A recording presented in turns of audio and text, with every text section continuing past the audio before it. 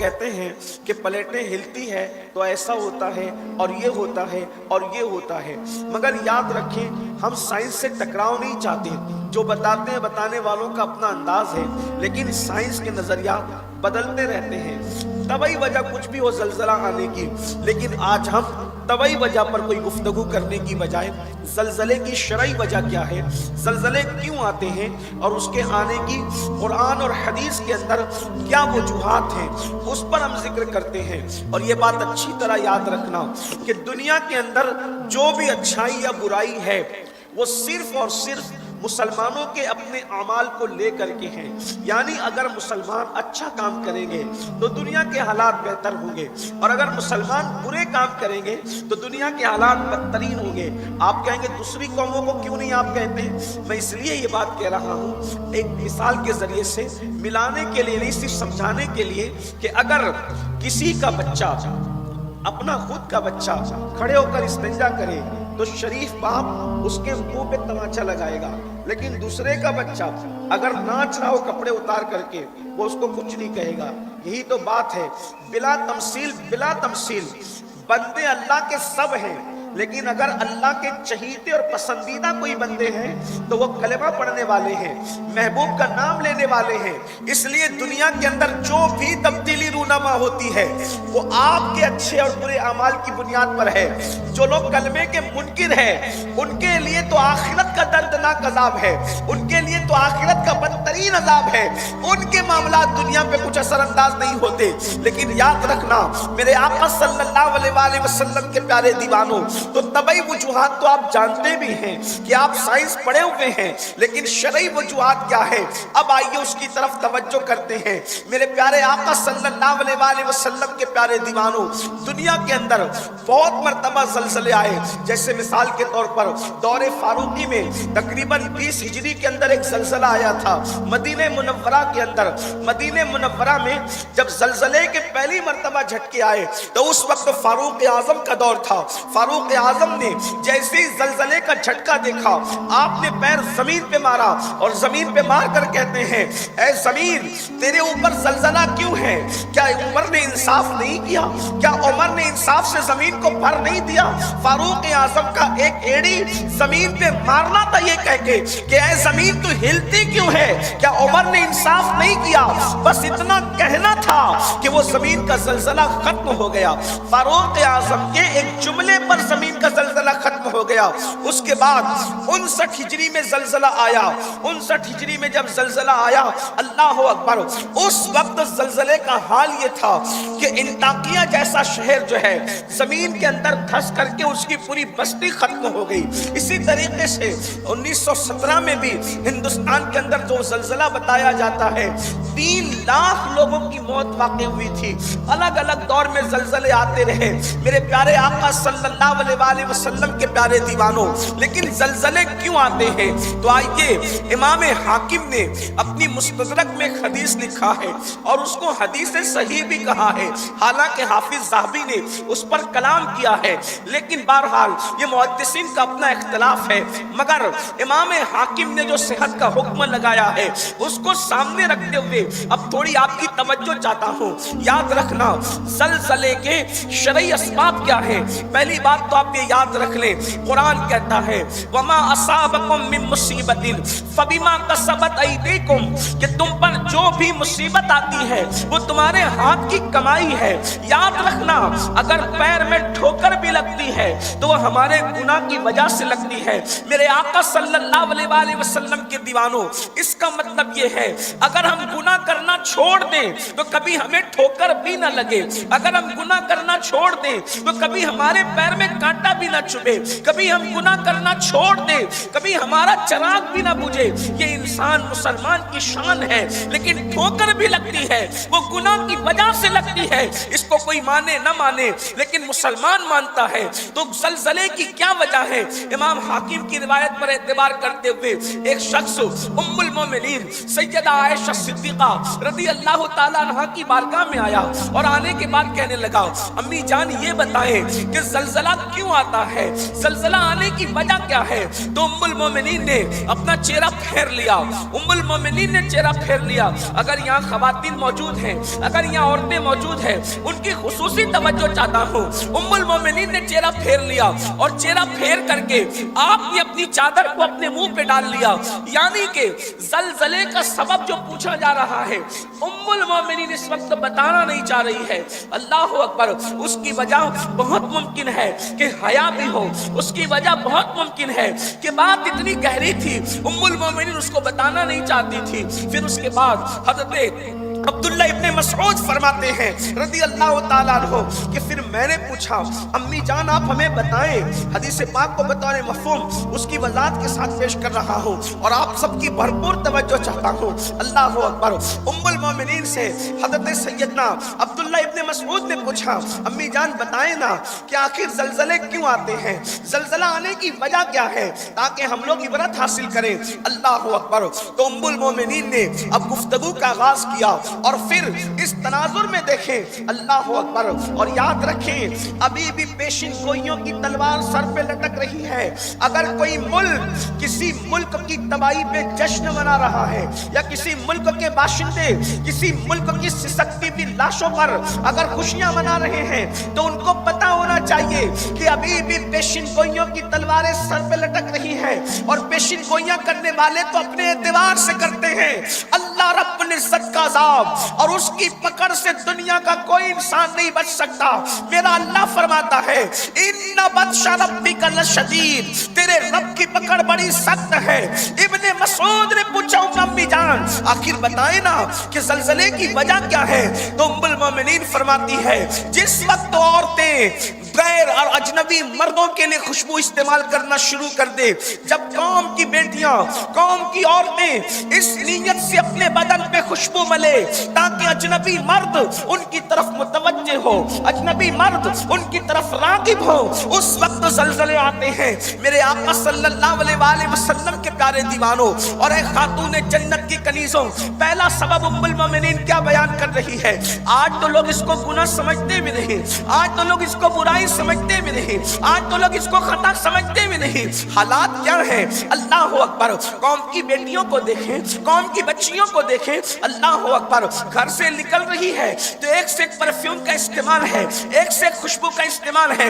ام المومنین فرما رہی ہے کہ جب عورتیں دوسری اجنبی مردوں کو اپنی طرف متوجہ کرنے کے لیے جب وہ خوشبو کا استعمال کرتی ہے اس وقت زلزلے ہوتے ہیں. اور پھر ام المومنین فرماتی ہے کہ جب عورتیں اجنبی مردوں کے درمیان ننگی ہونے میں بھی بے شرمی محسوس نہ کریں, ننگی ہونے میں بھی بے حیائی محسوس نہ کریں, اس وقت زمین پہ زلزلے آتے ہیں. یعنی کہ عورتیں جب زناکار ہو جائے, ام المومنین نے عورتوں کو مخاطب ہو کر کے فرمایا لیکن زنا تو ایسی کوئی تالی نہیں جو ایک ہی ہاتھ سے بچ جائے, اس لیے کہ مرد اور عورت کے اختلاط کے بعد زنا ہوتا ہے. اللہ اکبر.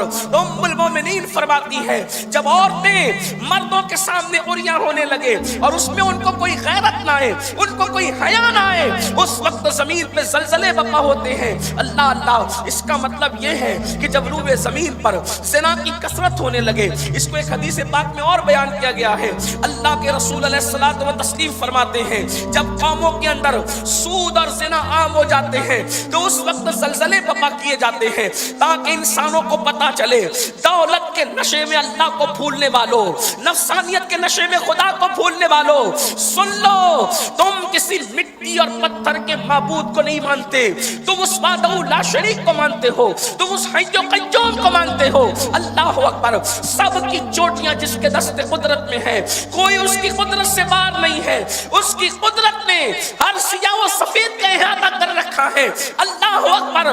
جب سود اور زنا زمین پہ عام ہو جائے تو پھر زلزلوں کا انتظار کرو, جب ناپ تول میں کمی ہونے لگے تو زلزلوں کا انتظار کرو. اللہ اکبر. اب آئیے اس تناظر میں دیکھیں, آگے کی پھر روایت وقت رہا تو پڑھی جائے گی لیکن آپ سے پوچھنا چاہتا ہوں کیا آج روئے زمین پہ زنا عام نہیں ہو گیا ہے؟ اللہ اکبر.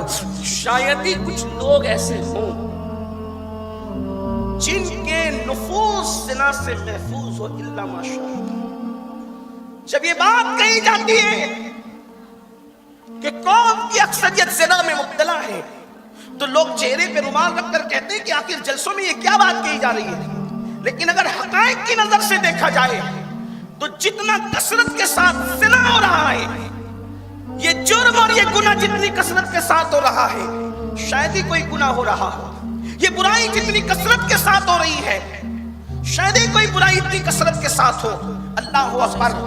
تو زلزلے کے اسباب، اگر ہمیں ان سسکتی ہوئی لاشوں سے ذرہ برابر بھی ہمدردی ہے، ننھی ننھی جانوں سے اگر ہمیں ہمدردی ہے، یہ اونچے اونچے مکانات زمین بوجھ نہ ہو، دھس نہ جائے، اگر اس سے ہمدردی ہے تو جو زلزلے کی شرعی وجوہات ہیں بالخصوص بر صغیر کے مسلمانوں کو اس کو پڑھنا چاہیے، اس لیے کہ پوری دنیا میں 250 کروڑ مسلمان رہتے ہیں اور 50% مسلمان صرف بر صغیر میں رہتے ہیں، یعنی سب سے بڑی آبادی مسلمانوں کی بر صغیر پاک و ہند میں ہے۔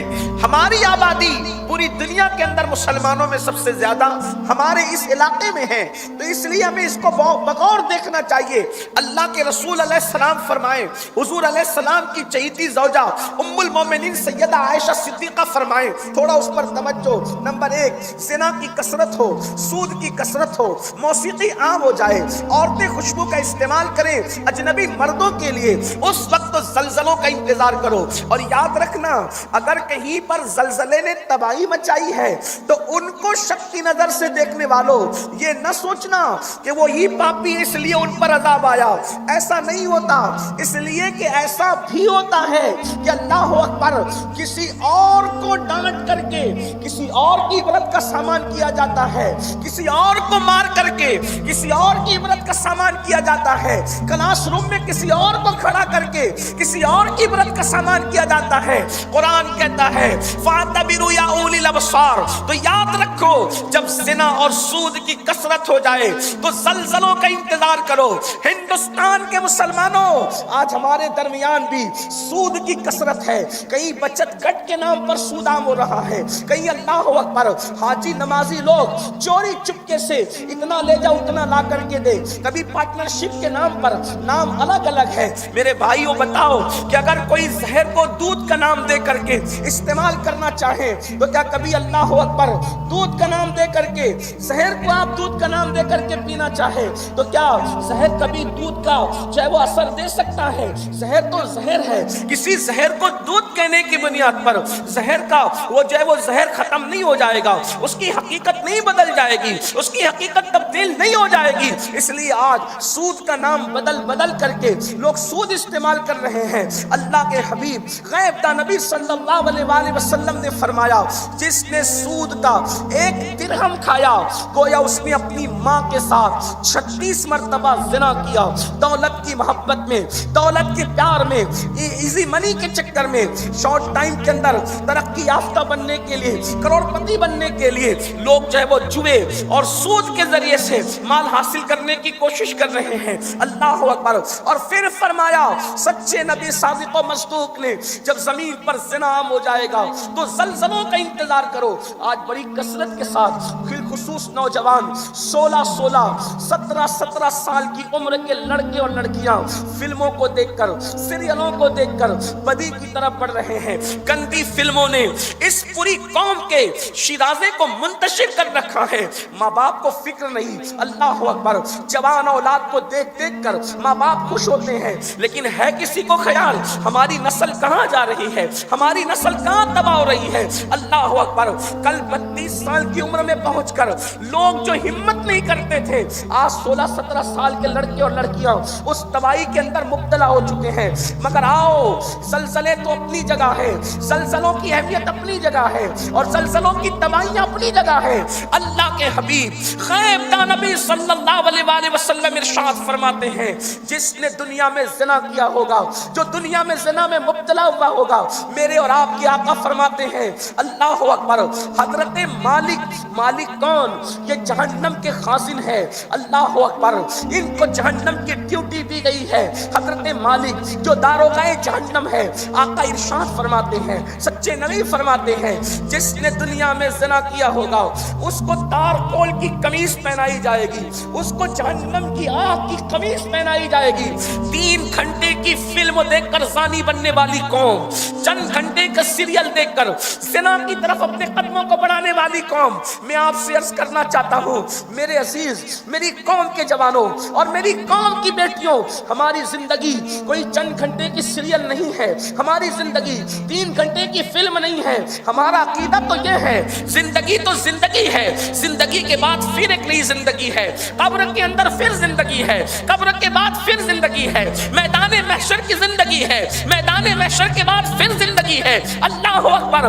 ہم 3-4 گھنٹے کی زندگی کے قائل نہیں ہیں، ہماری زندگی کا مسلسل سفر ہے. سن لو، جو فلمیں دیکھ کر کے زنا کی طرف بڑھ رہے ہیں وہ اپنے سچے نبی کا فرمان سنیں. آقا ارشاد فرماتے ہیں، جس نے دنیا میں زنا کیا ہوگا اس کو جہنم کی آگ کی بنی ہوئی قمیص پہنائی جائے گی. اور یہ جہنم کی آگ کی قمیص کیا ہے؟ اللہ اکبر. میرے اور آپ کے سچے نبی فرماتے ہیں، دنیا کی آگ سے 69 درجہ زیادہ تیز جہنم کی آگ ہوگی اور اس کی قمیص جہنمیوں کو پہنائی جائے گی. اسی پر بس نہیں، اللہ اکبر، وہ جہنم کی آگ کا انداز کیا ہے؟ آقا فرماتے ہیں، نہ اس میں روشنی ہے، نہ اس میں اجالا ہے، اس میں اندھیرا ہی اندھیرا ہے، اس میں تاریکی ہی تاریکی ہے. اللہ کے حبیب علیہ السلام فرماتے ہیں، اگر حدیث میں یہ الفاظ نہ آتے تو شاید مجھے کہنے کی ہمت نہ ہوتی. اللہ اکبر. انسان کے پورے جسم میں سب سے نازک ترین حصہ کون سا ہے؟ وہ شرم کا حصہ ہے. اگر انسان کے اس مقام پر چوٹ لگے تو انسان کے جینے کے امکانات ختم ہو جاتے ہیں، مگر نشتر جو لگاتا ہے وہ دشمن نہیں ہوتا.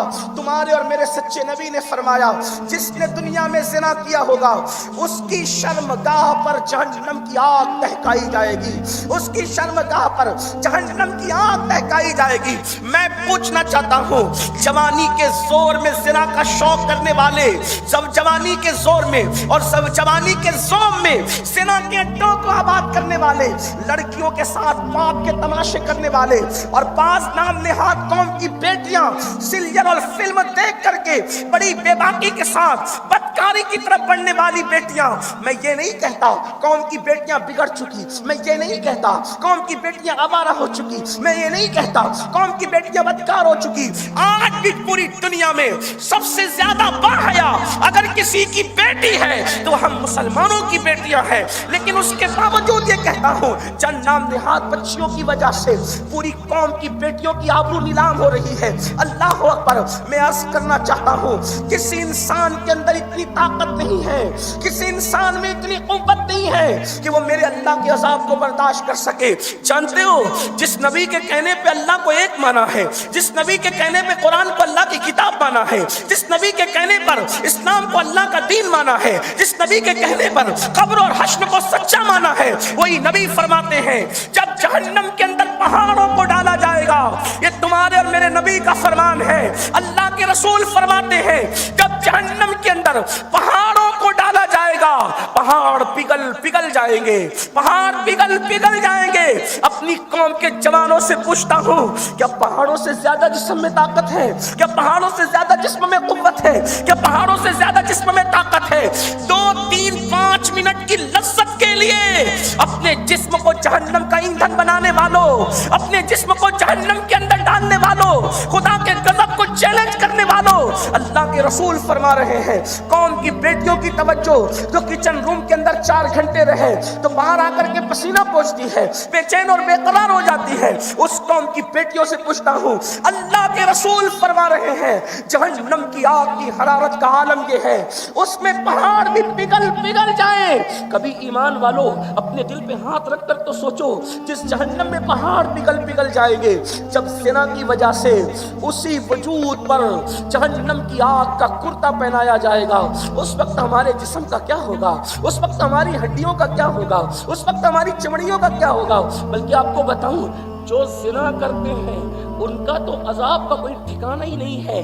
صرف جو عورتوں کو پاپ کی نظر سے دیکھتے ہیں، جو عورتوں کو گندی نظر سے دیکھتے ہیں، اور جو عورتیں مردوں کو گندی نظر سے دیکھتی ہیں، ان کے لیے اللہ کے رسول علیہ السلام فرماتے ہیں کہ جس عورت نے کسی مرد کو پاپ کی نظر سے دیکھا اور جس مرد نے کسی عورت کو پاپ کی نظر سے دیکھا، اللہ کے رسول علیہ السلام فرماتے ہیں ان کی آنکھوں میں جہنم کی آگ کی سلاخیں ڈالی جائے گی۔